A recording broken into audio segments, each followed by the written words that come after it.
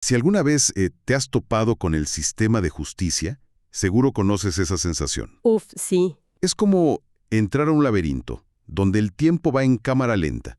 Cada paso cuesta una fortuna, y las reglas parecen, no sé, escritas en otro idioma. Totalmente. De hecho, el doctor Alfonso Jaime Martínez Lascano, en la presentación del libro que vamos a desmenuzar hoy, lo dice sin rodeos, ¿Qué es lo que dice? que es un sistema con carencias, y usa una frase buenísima, lleno de recetas arcaicas y rígidas. Recetas arcaicas y rígidas. ¡Wow! Lo describe perfecto. Y lo más irónico de todo es que la solución, o bueno, una parte importante de ella, lleva años escrita en la ley. No es ninguna idea nueva. ¿Te refieres al artículo 17 de la Constitución? Exacto. No solo nos promete acceso a la justicia, sino que desde la reforma de 2008 ya nos estaba diciendo, oigan, no todo tiene que terminar en un pleito de años. Claro. Ahí es donde entran los mecanismos alternativos de solución de controversias. Los famosos MASC, que básicamente son una invitación a que las partes se sientan a hablar y lleguen a un acuerdo por las buenas, ¿no? Exacto. Pero una cosa es tener la ley y otra muy, pero muy distinta es que se use. Y aquí es donde la historia da un giro. Pues inesperado. La pandemia. La pandemia. Como se menciona en el material que tenemos, el COVID-19 fue ese empujón que nadie pidió, pero que parece que todos necesitábamos. Sí, forzó a un sistema que estaba súper anquilosado a dar un salto mortal hacia el futuro. Y justo de eso va la obra que inspira nuestra conversación, Mecanismos Alternativos de Solución de Controversias, hacia la transformación digital. Es un libro colectivo que se mete a fondo para entender qué onda con este cambio. Así es. Analiza cómo la tecnología está, pues, reinventando la forma en que arreglamos nuestros problemas. Vamos a explorar este nuevo mundo desde lo que ya es una realidad hasta ideas que de verdad parecen de película. Muy bien, pues, arranquemos por lo más tangible, por lo que ya podemos ver y tocar, por así decirlo. La mediación en línea. La resolución de disputas en línea, u ODR por sus siglas en inglés. La idea de que ya no tienes que ir físicamente a un juzgado para una mediación. El libro, en el capítulo de Nancy Lara Hernández, pone sobre la mesa las ventajas que son, pues, bastante obvias. Te ahorras dinero, tiempo. Y, lo más importante, borra las distancias del mapa. Eso es clave. Y fíjate que es fascinante ver cómo esto, que sonaba a futuro, en realidad ya tiene historia en México. Ah, sí. El capítulo de Evangelina Verónica de la Tejera Hernández cuenta que Tamaulipas fue pionero. Y tiene todo el sentido del mundo por las distancias enormes que hay en ese estado. Claro. Pero la pandemia fue la que prendió la mecha en todo el país. La Ciudad de México, otras entidades, tuvieron que implementar de la noche a la mañana la mediación en línea. Es que los conflictos no se fueron a cuarentena. Al contrario, los problemas familiares, los mercantiles, se dispararon con el encierro. Era una necesidad urgente. O sea, en teoría, gracias a esto, podrías estar resolviendo una disputa comercial con un socio que está en Tijuana desde tu cocina en Mérida, todo por videollamada. Así de directo. ¿Y es muy complicado el proceso? Para nada. Según lo describen, está diseñado para ser accesible. Necesitas una identificación oficial, claro, para saber quién eres. Ok. Un dispositivo con cámara y micrófono y pues conexión a Internet. No es mucho más complicado que una junta de trabajo por Zoom. Ya. De hecho, hay un paso clave que le llaman premediación, que es una sesión virtual solo para explicarte las reglas del juego, cómo funciona todo, para generar confianza. Y después de eso ya entras a las sesiones con un mediador. Con un mediador certificado que ayuda a que la conversación fluya y sea productiva. Y el resultado de esa conversación, ¿qué validez tiene? Porque una cosa es ponerse de acuerdo y otra que eso tenga un peso legal real. Ese es el punto medular. En materia civil, por ejemplo, el convenio al que llegas en una de estas mediaciones en línea puede elevarse a categoría de cosa juzgada. O sea que tiene la misma fuerza que la sentencia de un juez. La mismita. No es una simple plática, es un acto jurídico con todas las de la ley. A ver, suena increíble, sobre todo para quienes vivimos conectados. Pero aquí es donde me surge una duda enorme. Un pero gigante. ¿La brecha digital? Exacto. El propio libro, en el capítulo de María Macarita Elizondo Gasperín, nos da un baño de realidad con datos del INEGI de 2019. Sí, son datos duros. Sí, el 70% de la población usa Internet, pero la brecha es gigantesca. 76.6% en zonas urbanas contra un 47.7% en zonas rurales. Es casi la mitad. Entonces, ¿no estamos creando sin querer una justicia de primera para los conectados y una de segunda para los desconectados? Es la pregunta del millón. Y es sin duda el reto más grande que enfrenta la justicia digital. Y el libro no lo evade, lo pone sobre la mesa. ¡Qué bueno! La promesa es democratizar el acceso, no crear nuevas barreras. La solución no es simple, claro, pero pasa por políticas públicas. ¿Cómo qué? Pues instalar kioscos de acceso en comunidades rurales, capacitar a la gente, quizás pensar en modelos híbridos donde una parte es presencial y otra a distancia. Claro. Pero el punto que planteas es crucial. La tecnología debe ser un puente, no un muro. Si no, todo el esfuerzo se queda corto. De acuerdo. Entonces, la mediación en línea es la puerta de entrada, la realidad de hoy, pero me da la impresión de que el libro la presenta solo como la punta del iceberg. Totalmente, no se queda ahí. Nos lleva a un terreno donde la tecnología ya no es solo un teléfono o una cámara, sino que empieza a pensar. Exactamente. Ahí la conversación escala rápidamente hacia la inteligencia artificial.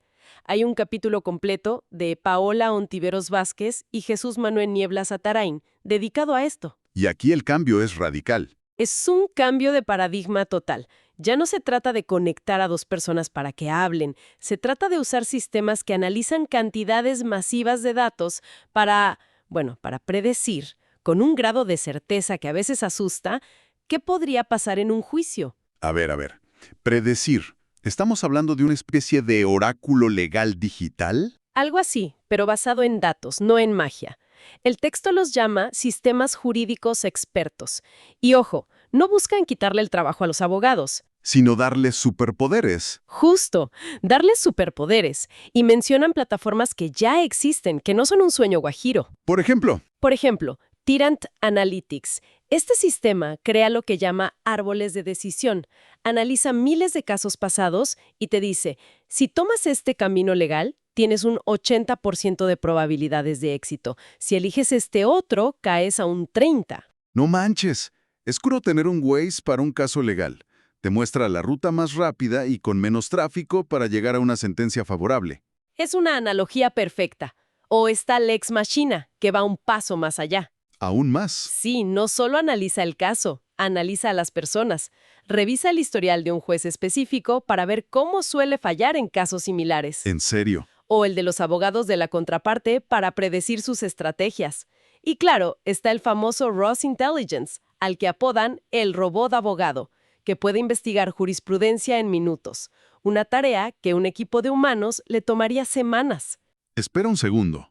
Si un despacho grande puede pagar por Ross y por Lex Machina, y con eso sabe cómo piensa el juez y cuál es el argumento ganador, Ajá. ¿no le da eso una ventaja brutalmente injusta sobre un abogado de oficio o un ciudadano que se defiende con lo que puede? ¿Dónde queda la equidad ahí? Tocas otro de los grandes dilemas éticos. Y sí, la asimetría en el acceso a estas herramientas es un riesgo real. La IA podría ampliar la brecha entre la justicia para ricos y la justicia para pobres. Claro. El libro lo plantea como un desafío que necesita regulación, y una muy seria. La idea es que, con el tiempo, estas herramientas sean accesibles para el propio Poder Judicial, para que el análisis no sea un arma privada, sino del sistema para equilibrar la balanza. Tiene sentido. Pero sí, el riesgo de un dopaje tecnológico en los litigios es muy real y se tiene que discutir ya. Ok, pero más allá de ganar un juicio, ¿cómo ayuda esta IA a lo que decíamos al principio, a evitar el juicio? Ese es el uso más constructivo y el que más se alinea con los MASC. La IA puede modelar soluciones. El libro describe dos sistemas australianos pioneros que son un ejemplo perfecto. A ver, cuéntame. Uno se llamaba SplitUp y estaba diseñado para divorcios. Tú metías los datos de los bienes de la pareja y el sistema, basándose en miles de casos previos, te proponía una división equitativa. Increíble. Le quitaba todo el drama y la carga emocional, al menos a la parte material del divorcio. Exacto. Te daba un punto de partida basado en datos, no en tú me hiciste, yo te hice. Precisamente. Separaba la emoción de la matemática. El otro sistema, también australiano, se llamaba Shyster. Hacía algo parecido. Analizaba tu caso y te mostraba una proyección muy realista de lo que pasaría si te ibas a juicio. Y al ver esa foto del futuro, Las partes se volvían mucho más razonables, mucho más dispuestas a negociar un acuerdo, porque la incertidumbre, que es lo que muchas veces alarga los pleitos, pues desaparecía. claro, se vuelve más difícil ser necio cuando una máquina que está diciendo que tienes un 90% de probabilidades de perder. Justo. Pero me imagino que los retos para implementar esto son enormes. La privacidad de los datos, por ejemplo. Le estás dando a un algoritmo los detalles más íntimos de tu vida. Sin duda. Y el texto es muy claro en eso. Los retos son tanto tecnológicos como humanos. Está la ciberseguridad para proteger esa información tan sensible. Obviamente. La necesidad de una regulación estricta sobre cómo se usan esos datos y, por supuesto, el factor humano de confiar en la recomendación de una máquina. Sí, que no es poca cosa. Para nada.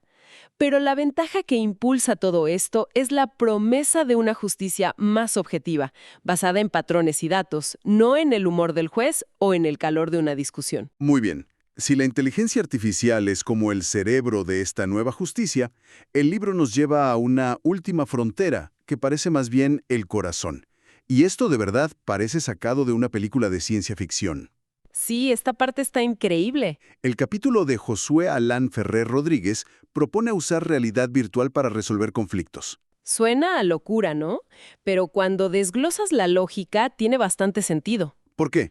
La realidad virtual ya se usa con un éxito tremendo en psicología para tratar fobias, estrés postraumático, cosas muy complejas. ¿Cierto? El autor se basa en dos conceptos clave de la RB. Inmersión, que es esta sensación de que de verdad estás en ese otro lugar, Ajá. y sentido de presencia. La propuesta es usar esa capacidad de inmersión para atacar la raíz de la mayoría de los conflictos, las emociones que nos ciegan y la incapacidad de ponernos en los zapatos del otro. A ver, explícame esto como si tuviera 5 años, porque me cuesta trabajo imaginarlo. En una disputa familiar, una muy fea, ¿cómo funcionaría? Me pongo unos lentes y ¿qué pasa? El autor propone dos funciones que son, honestamente, revolucionarias. La primera es el manejo de emociones. ¿Ok? Imagina que, en lugar de ir a una mediación cargado de ira, primero entras a un entorno virtual seguro, un escenario controlado donde puedes enfrentarte a esa ira. ¿Cómo? Puedes gritarle a un avatar que representa a la otra persona, puedes romper cosas virtuales, puedes reaccionar sin consecuencias. Es un espacio para desahogarse de forma segura. Es como un simulador de vuelo, pero para las emociones. Exacto. Un lugar para estrellarte cuantas veces quieras sin hacerte daño. Y así aprender a volar mejor en la vida real. Exactamente, esa es la idea. Aprender a pasar de la reacción a la respuesta. Pero la segunda función es la que realmente cambia el juego. A ver, La empatía virtual. Aquí es donde la RB podría permitirte vivir el conflicto desde la perspectiva de la otra persona, literalmente. ¿cómo? Ponerte los lentes y ver una reconstrucción de la situación, pero a través de sus ojos. Escuchar los argumentos con sus oídos, sentir el entorno desde su posición. Un momento. Eso suena increíblemente potente, pero también me suena un poco a manipulación. ¿Es una buena observación? ¿No podrías usar esta empatía forzada para hacer que alguien acepte un acuerdo que no le conviene simplemente porque lo bombardeas con la perspectiva emocional del otro hasta que cede? ¿Dónde está el límite ético? Es una objeción fundamental y muy válida. El autor argumenta que esto no puede ser una herramienta de coacción, sino de facilitación, y siempre guiada por un mediador profesional. O sea, no es para lavarle el cerebro a nadie. Para nada. La idea es romper las posturas rígidas. A veces las personas no llegan a un acuerdo no porque sus intereses sean irreconciliables, sino porque están atrapadas en su propia narrativa. Son incapaces de ver la situación desde otro ángulo. ¿Y esto podría romper ese bloqueo? El libro sostiene que la empatía se construye sobre la conciencia y la habilidad de interpretar los sentimientos ajenos. Vivirlo, aunque sea virtualmente, podría ser ese cortocircuito que se necesita para que la gente vuelva a la mesa a conversar como seres humanos y no como adversarios. Hemos hecho un recorrido que de verdad ha sido alucinante. Empezamos con una simple videollamada para una mediación, algo que la pandemia hizo, pues, casi cotidiano. Sí, lo normalizó. De ahí saltamos a la inteligencia artificial, que ya está funcionando como un estratega legal que predice resultados. Y terminamos en la frontera de la realidad virtual, que no solo busca resolver un pleito, sino algo mucho más profundo: Generar empatía. generar empatía. Y creo que es vital regresar a la idea central de la obra. Todas estas son herramientas, no son la solución mágica, son medios, no fines. Claro, son instrumentos. Exacto. Su éxito o fracaso, como se dice en la presentación del libro, depende del trato humano y empático. La tecnología no viene a reemplazar la humanidad del proceso, sino, idealmente, a potenciarla, a quitarle los obstáculos para que pueda florecer. Al final, se trata de encontrar formas más civilizadas de convivir. De eso se trata. Y esto nos deja con una idea final para quien nos escucha. El libro se enfoca de manera brillante en cómo la tecnología puede hacer la justicia más rápida, más eficiente, más accesible. Pero, a largo plazo, ¿podrían estas herramientas cambiar la naturaleza misma de lo que entendemos por justicia? Es una gran pregunta. Si una IA puede predecir el resultado de un caso con una precisión altísima, o si la realidad virtual puede inducir una empatía tan profunda que un acuerdo se vuelve casi inevitable, nuestra idea de un juicio justo empieza a transformarse. Cambia la definición, ¿no? ¿Qué pasa cuando el objetivo ya no es ganar un argumento, sino modelar la solución más óptima? Quizás el futuro de la justicia no se parezca a un tribunal, sino más bien a un laboratorio de soluciones.